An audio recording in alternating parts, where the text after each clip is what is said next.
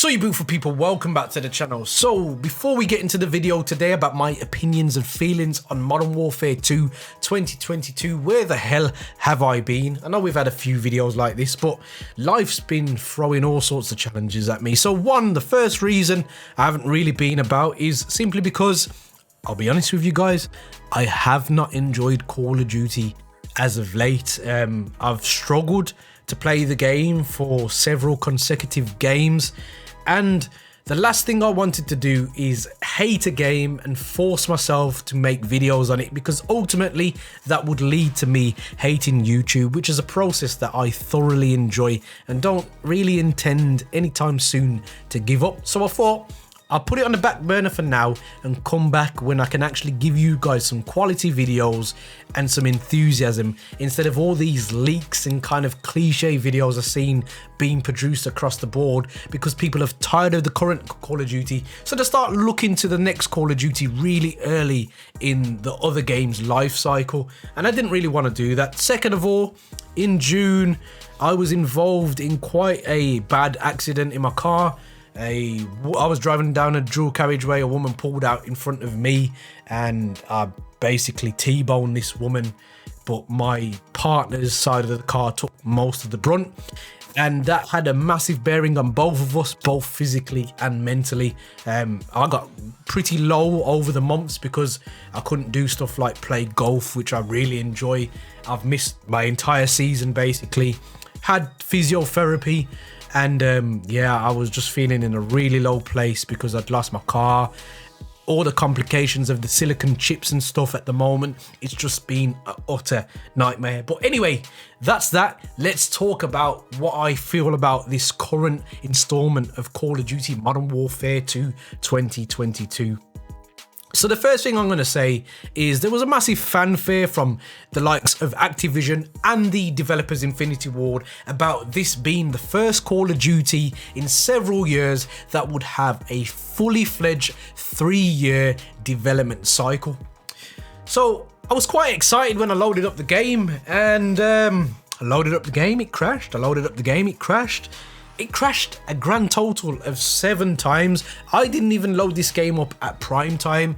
I loaded the game up about 14 hours after it was released because I had to convince myself to actually buy the game. I wasn't going to do it, but that would mean no more YouTube, and that's not something that I really want to do. So once the game was loaded, I was confronted with what I would say is the worst user interface I've ever seen in gaming, never mind Call of Duty. I couldn't navigate myself around, and once I got the hang of things, I started to realise that the things I was looking for weren't actually there anyway. There was no combat record, no leaderboards.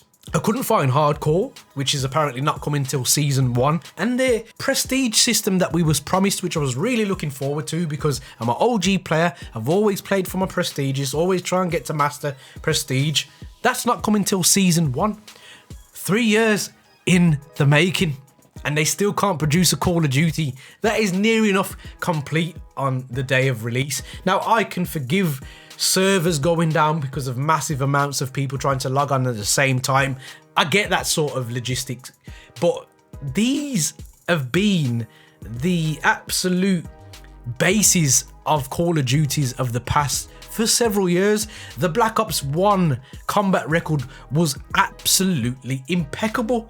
What's so hard to replicate something like that and carry on going forward in consecutive Call of Duties? I really don't know.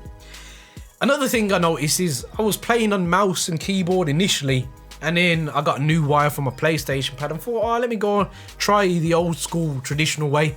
Aim assist is very, very strong in this game, and it's only till you play a mouse and keyboard and transition back over to a pad where you realise just how strong the aim assist is in this game. The maps leave much to be desired in the imagination.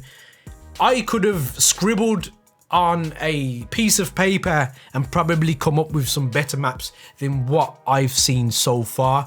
It's quite ironic, the game in the background with no sound because the game was bugging out again is a traffic jam, essentially a traffic jam, and I've done the best on this.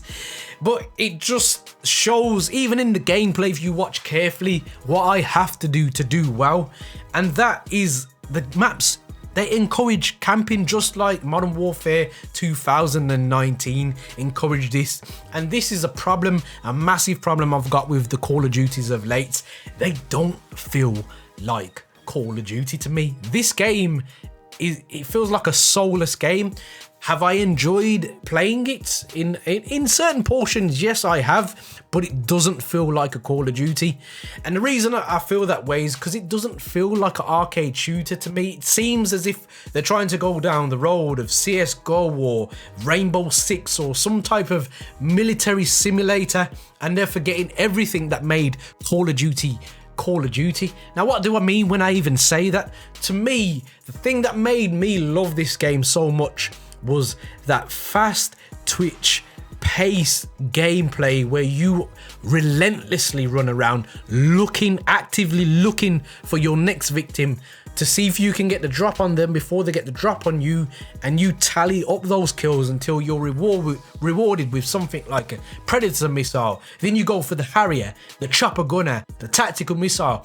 That's what made this game addictive for almost everybody I know, is chaining your kills together to get those all-important streaks and decimate everybody. You could be a one-man band in TDM and carry your team to a victory. That's the game that I know and love and miss so much. I have to, in this game, slow down because people can hear you coming from a mile away. The perk system is atrocious. I don't know who decided to make it this way. The gunsmith is far too complicated now, and I'm gonna wager a guess that this is gonna be to do with the blueprints and stuff, because they just want to make sales, and that's what this game ultimately is about at the end of the day, in my personal opinion. This game is based solely on the market share, the shareholders, how much profits they can make, because there's going to be some tremendous balancing issues with this gunsmith. I think it's far too complicated for a game that they're trying to apparently make more accessible to newer players. I think they contradict themselves a lot when they say stuff like that, especially with the current Call of Duties. Visibility when you're shooting is absolutely terrible, but I will say it is aesthetically quite a good looking game. I don't know if it's because I'm playing on PC. There's certain settings I've got where aesthetically, just like Modern Warfare 2019, it's a very beautiful game, and that's what I think I've always wanted ultimately from the newer Call of Duties, is a game that does look like a military shooter with the freshest, nicest graphics possible, and it looks more realistic, but it plays like an arcade shooter, the classic style that Call of Duty has always had. I can't understand why we've gone around this avenue with the minimap all over again after all the conversations we've had.